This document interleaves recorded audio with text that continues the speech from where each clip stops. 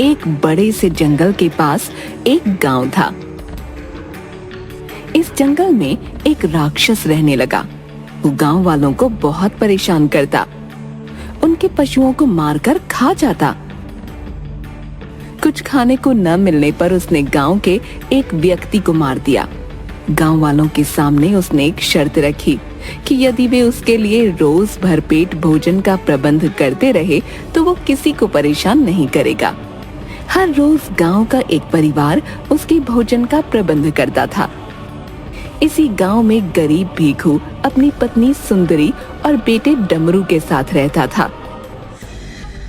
मैं और नारायण राक्षस के लिए भोजन लेकर जंगल में गए थे। उस भोजन से राक्षस का पेट नहीं भरा तो वह क्रोधित हो गया। हमने उससे बहुत विनती की कि हम और भोजन ले आते हैं, पर वो नहीं माना और उसने नारायण को मेरे सामने मार डाला। मैं बहुत मुश्किल से जान बचाकर भागकर आया हूँ। उसने पहले ही कहा था कि उसके भोजन में कोई कमी नहीं होनी चाहिए और यही हम सबकी जान बचाने का एक उपाय है। भीखू, आज राक्षस का पेट भरने की बारी तुम्हारी है। इतने दिनों से सभी ने तुम्हारी और तुम्हारे परिवार के जीवन की रक्षा की है। आज तुम्हें हमारी रक्षा करनी है। भीखू बेचारा क्या कहता, उसने हाँ में सिर हिला दिया। घर में खाने का जितना सामान है सब निकाल कर दे दो, आज दोपहर को जाना है। सुंदरी ने घर में सभी बर्तन डिब्बों में देखा। घर में तो केवल थोड़े से चावल और सत्तू है, इनसे राक्षस का क्या होगा? पता नहीं क्या होगा। तुम ऐसा करो, इन्हीं से कोई स्वादिष्ट व्यंजन बना दो। वो मैं बना देती हूँ, पर क्या? सब जानते हैं कि हम बेहद गरीब हैं। भगवान की कृपा से हमें 2 वक्त का भोजन नसीब हो जाए, यही बहुत है। हम उस राक्षस के भोजन का प्रबंध नहीं कर सकते। आप गांव वालों से अनाज और खाने का सामान देने की विनती कीजिए। मुझे विश्वास है कि कोई न कोई हमारी सहायता जरूर करेगा। इस समय भगवान के अलावा कोई हमारी मदद नहीं कर सकता। गांव वालों के अनाज के भंडार पहले ही खाली हो चुके हैं। ऐसे में सभी अपने परिवार के बारे में सोचेंगे। पिताजी। हाँ डमरू, क्या हुआ?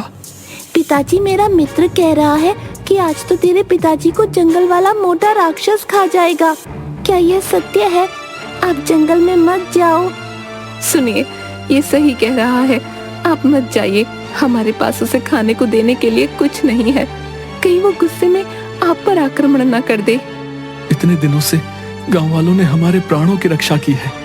आज जब हमारी बारी आई तो मैं अपने कर्तव्य से मुंह मोड़ लूं, ये उचित नहीं। राक्षस अपना पेट भरने के लिए मुझे खा भी जाए तो भी मैं पीछे नहीं हट सकता। हे राम, ये कैसी विपदा आन पड़ी है। बेटा भागकर भगवान की मूर्ति के पास हाथ जोड़कर, हे भगवान, आप मेरे पिताजी की रक्षा कीजिए और कृपा करके उस राक्षस को यहाँ से भगा दीजिए। भीखू और सुंदरी अपने बेटे को गले लगा लेते हैं। भीखू संदूक में से एक बहुत पुराना डिब्बा निकालता है। ये क्या है? ये मुझे मेरे पिताजी ने अंतिम समय में दिया था और उन्हें उनके पिताजी ने, मेरे दादाजी सिद्ध योगी थे, ये उन्हीं का दिया हुआ है। इसमें क्या है? पता नहीं। पिताजी ने मुझे ये डिब्बा देते हुए कहा था कि जब बहुत बड़ी विपदा आए तब इसे खोलना, नहीं तो अपने बाद की पीढ़ी को सौंप देना। आज आपके प्राणों पर संकट छाया है, इससे बड़ी विपदा और क्या हो सकती है? आप इसे खोलकर देखिए, शायद कोई रास्ता निकल आए।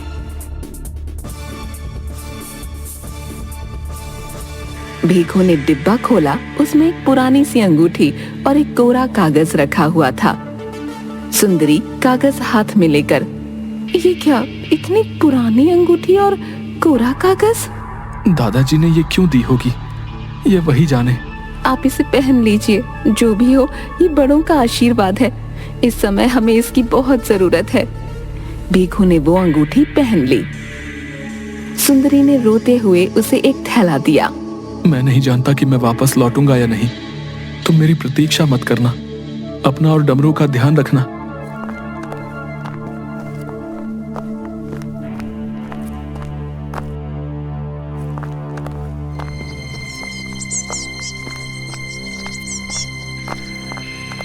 भीखू हाथ में थैला लिए जंगल में पहुंचा। जंगल में एक भयानक आवाज गूंजी। आ गए तुम। अचानक भीखू के सामने धूल, मिट्टी और सूखे पत्तों की एक गोल आकृति घूमती हुई आई और उसमें से एक विशाल गाय राक्षस प्रकट हुआ। उसने एक हाथ से एक पेड़ खिलौने की तरह उखाड़ फेंका।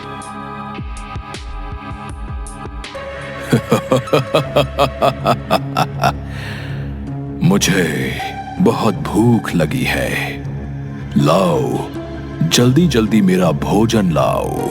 भीखू ने थैले में से 2 डिब्बे निकालकर रख दिए। मैं बहुत भूखा हूँ, भूख से मेरे प्राण निकल रहे हैं। भोजन कहाँ है? जल्दी लाओ वरना मैं तुम्हें ही खा जाऊंगा। मेरे पास बस यही है। बस यही है? तुम उपहास तो नहीं कर रहे? इससे तो चींटी का पेट भी नहीं भर सकता। मुझे कुछ नहीं पता, मुझे मेरा भोजन चाहिए, नहीं तो। भीखू जोर जोर से रोने लगा। राक्षस ने भीखू को खिलौने की तरह उठाकर अपनी हथेली पर खड़ा कर लिया। रोज रोज घास फूस खाकर मैं परेशान हो गया था। आज मांसाहार खाऊंगा, तुम्हें खाऊंगा। छोड़ दो, भगवान के लिए मुझे छोड़ दो। क्या कहा? भगवान? कौन है वो? कहाँ है? यहाँ कोई नहीं आएगा तुम्हें बचाने। तुम्हारा भगवान भी मुझसे डर गया। चलो मैं तुम्हें छोड़ दूंगा, पहले तुम नाचकर मेरा मन बहलाओ। भीखू रोते हुए नाचने लगा।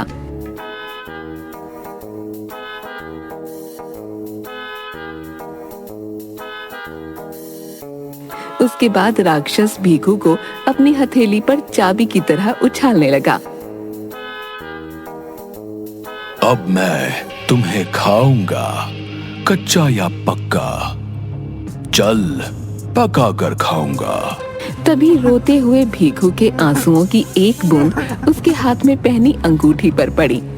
एक तेज रोशनी अंगूठी से निकलकर भीखू में समा गई और वो अदृश्य हो गया। कहाँ गया ओ धोखेबाज, मायावी, कपटी? मैं तुझे नहीं छोड़ूंगा।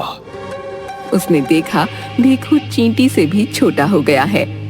सजा देने के लिए तो तुझे पहले मुझे पकड़ना होगा, वो इस जन्म में नामुमकिन है।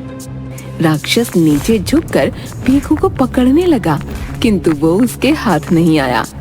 हथेली के नीचे उंगलियों के बीच से निकल जाता।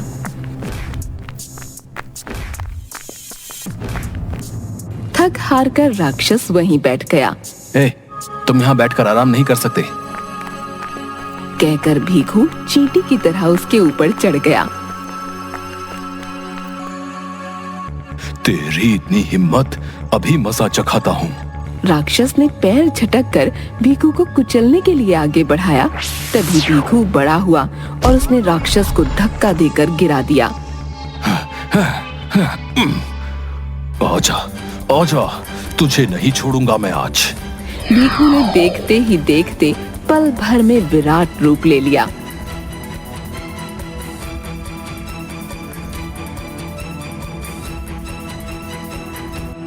वहाँ नीचे क्या देख रहा है? चल ऊपर देख।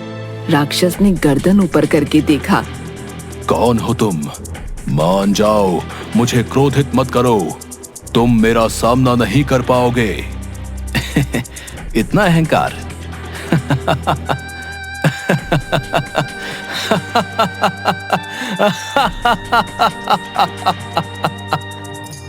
उसके हंसने की आवाज से पूरा जंगल गूंज उठा। आवाज इतनी जोर से गूंजने लगी कि राक्षस ने हाथों से अपने कान बंद कर लिए। बंद कर अपना ये शोर। भीखू हंसते हुए राक्षस को गुदगुदी करने लगा तो वो भी हंसने लगा। अब तो अपना शोर सुन, अपनी आवाज से डर। राक्षस ने गुदगुदी से हंसते हुए भीखू के पैर पर जोर से मारा। तेरे पाप का घड़ा अब भर गया है, कहकर उसने राक्षस को उठाकर हवा में फेंक दिया। राक्षस हवा में उड़ने लगा।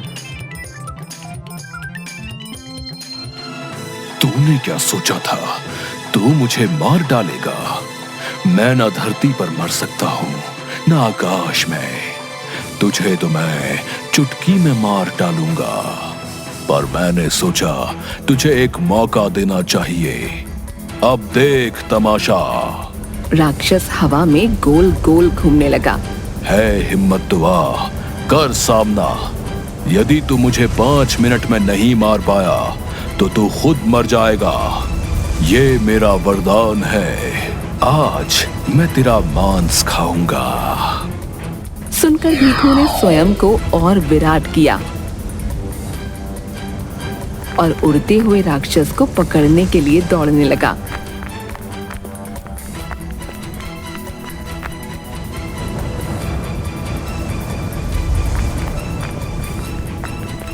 उसने एक झपट्टे में उसे पकड़कर फिर से आसमान की ओर उछाला।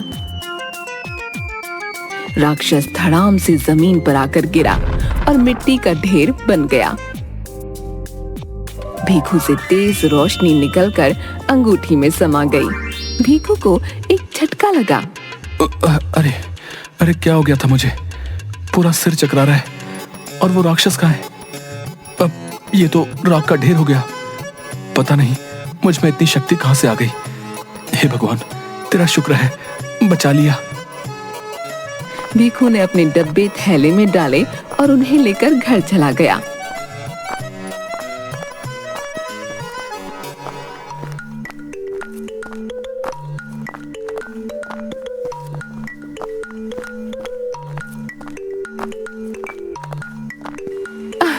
हे भगवान, तेरा शुक्र है कि आप बिल्कुल सही सलामत वापस आ गए। मुझे लगा कि कहीं वो राक्षस। उस राक्षस का सामना मैंने कैसे किया ये मैं खुद नहीं जानता। तभी डमरू के चिल्लाने की आवाज आई। माँ, माँ, माँ। दोनों भागकर उसके पास गए। डमरू एक मोमबत्ती जलाकर बैठा था। पिताजी, ये कागज। ये तो वही कागज है जो उस पुराने डिब्बे में से अंगूठी के साथ निकला था। इस पर कुछ लिखा है पर मैं पढ़ नहीं पा रहा। नहीं, इस पर कुछ भी नहीं लिखा है। ये तो एकदम कोरा है। डमरू ने वो कागज मोमबत्ती की लौ के ऊपर किया तो उसमें लिखे शब्द उभर आए। ये कोई साधारण अंगूठी नहीं, इसमें मेरी शक्तियां हैं जो किसी भी नकारात्मकता को नष्ट कर सकती हैं, पर इसका उपयोग केवल एक बार किया जा सकता है। उसके बाद इसे किसी नदी में प्रवाहित कर दिया जाए। इसका अर्थ जंगल में मेरी रक्षा। चलिए अंगूठी को नदी में प्रवाहित कर देते हैं।